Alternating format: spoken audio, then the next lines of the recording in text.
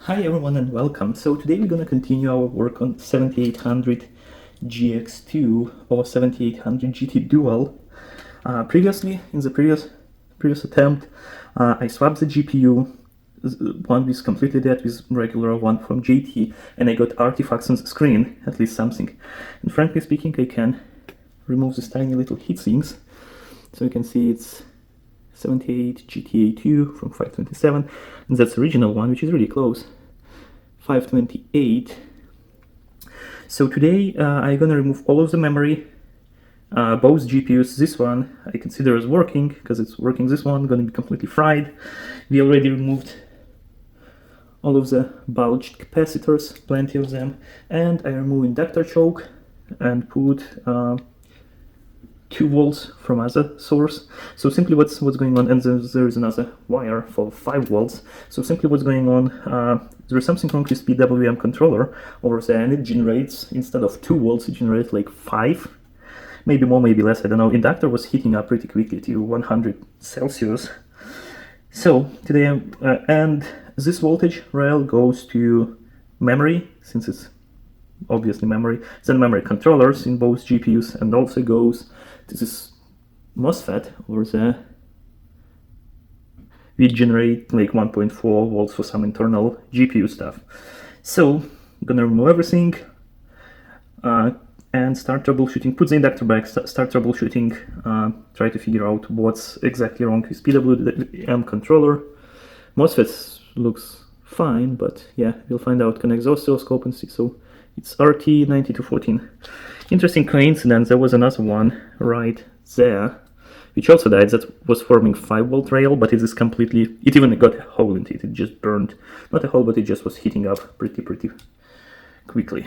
So, yeah, as I mentioned previously, so for the replacement, I'm gonna use Go 7800 GTX. Technically it's the same G71 chip, so it shouldn't be a problem, and other day I did experiment, put it for 7800 GT, and got it working fine. And then for the memory, I got the same one as original, complete replacement. I tried to grab GC15 or 14 to get some higher memory frequency, but unfortunately that didn't work. I couldn't find any in stock. Neither I could find any 512 megabit chips in that specific package. So we're gonna make something like 7800 GTX X2. We'll see. But yeah, let's get started. Gonna remove these wires and prep the card. So we'll see you in a bit. So I'm gonna go ahead, desolder these temporary wires, cover everything what needed with Kapton tape, put it in my soldering station and start to removing both GPU and memory.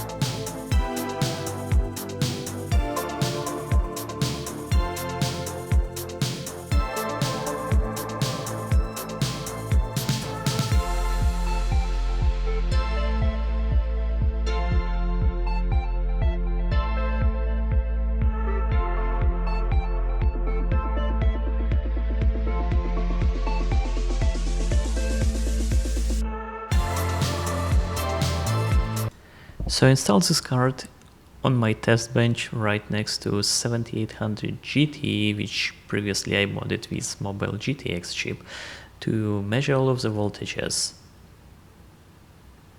And I noticed something weird. So on memory rail it is 10.65 volts, which is definitely not normal.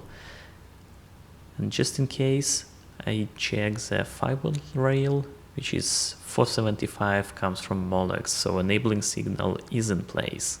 And thermal camera shows inductor overheating. So I removed it from the test bench, grabbed oscilloscope, and observed this awkward signal for high and low MOSFET sides. So I noticed another busted component, and this is in fact dual MOSFET chip. So I'm gonna remove this one and do more probing all around.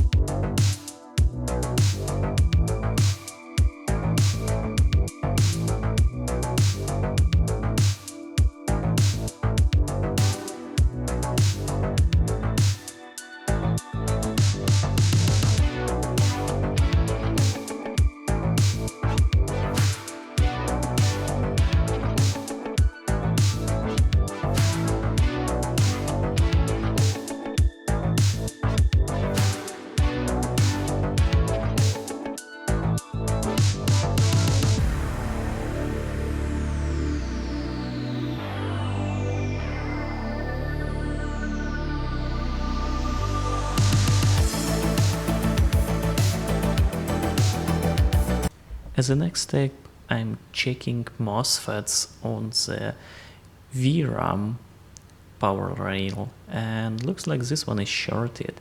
I already removed PWM controller because I had some suspicion on that, but yeah, this MOSFET looks busted, so I'm gonna go ahead and remove them. I already have a replacement, so that won't be a problem.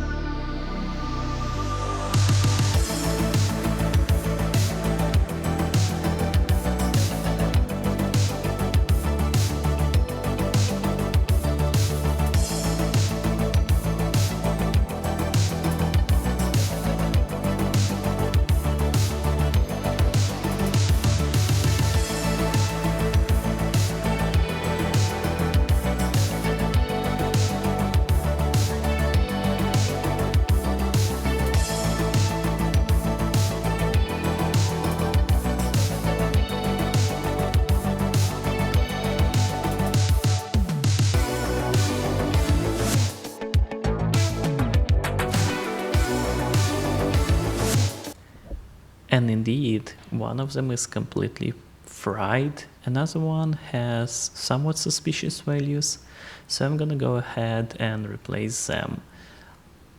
For easier and better soldering, I'm gonna put some flux and solder directly on these MOSFETs, and I'm also gonna replace two PWM controllers, dual MOSFET chip, and a couple of resistors which has suspicious values, which are responsible for setting output voltage.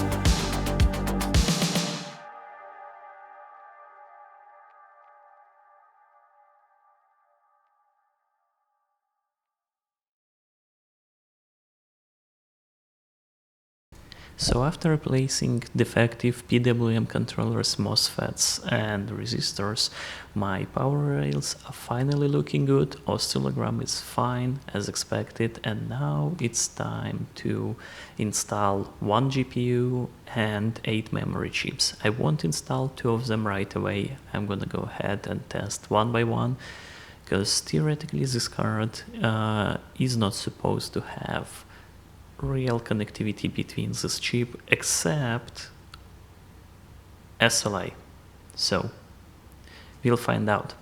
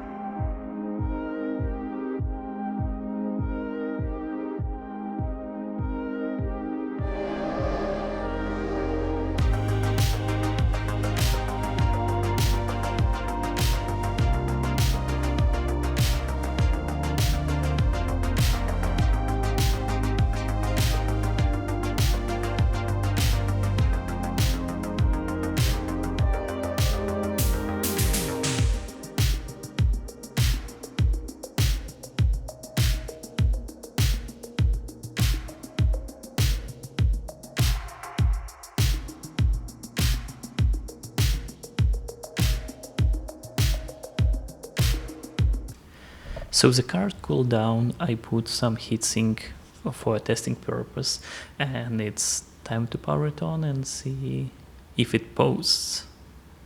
Also check a couple of voltages.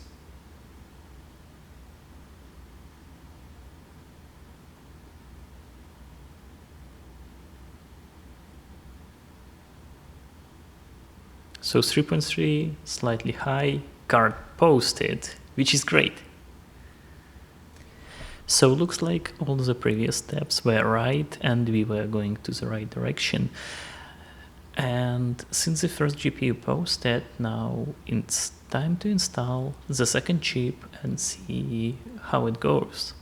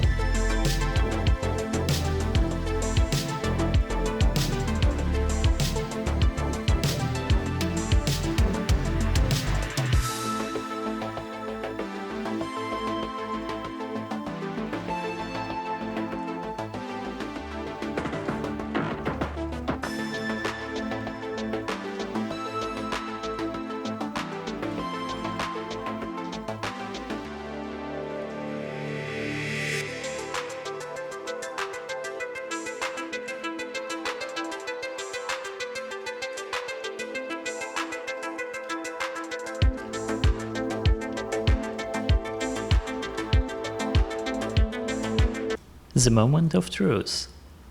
The PCB already cooled down, and now it's time to test it with both chips. I'm gonna remove the Copton tape because it's decent thermal isolator, and that's not something I want to have on the GPUs because they're heating decently well.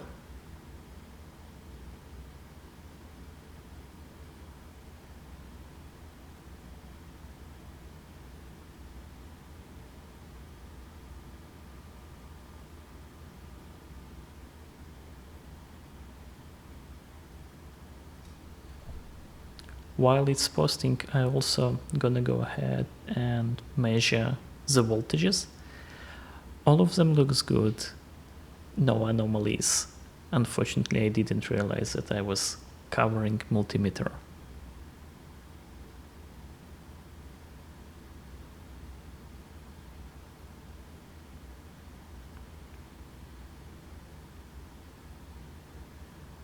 Both GPUs are heating up, but so far no luck. What happened?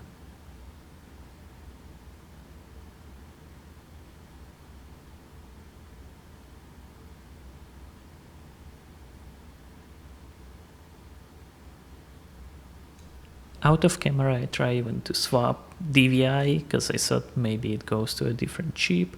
No luck. Different PCIe X16, more measurement, no luck. And then I decided to remove half of PCIe lanes to the card, so theoretically it should just utilize one GPU. I mean, I put it in physical X8 slot, so there are no lanes coming to the second GPU. And guess what? It posts. So there is some connectivity between GPUs, which prevents this card from posting. Well, after some googling, I realized that there was compatibility list of the motherboard with this card, which could detect both GPUs in one PCIe. Otherwise, it either wouldn't post or post and only one chip gonna work. So for now, I'm gonna assemble this card, run some tests, and we'll try to find the suitable or compatible motherboard.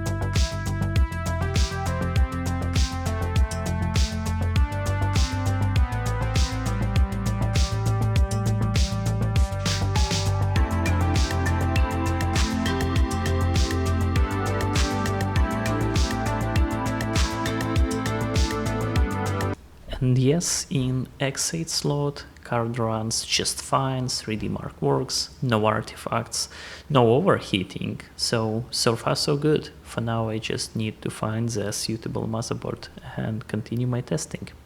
Thank you for watching and stay tuned.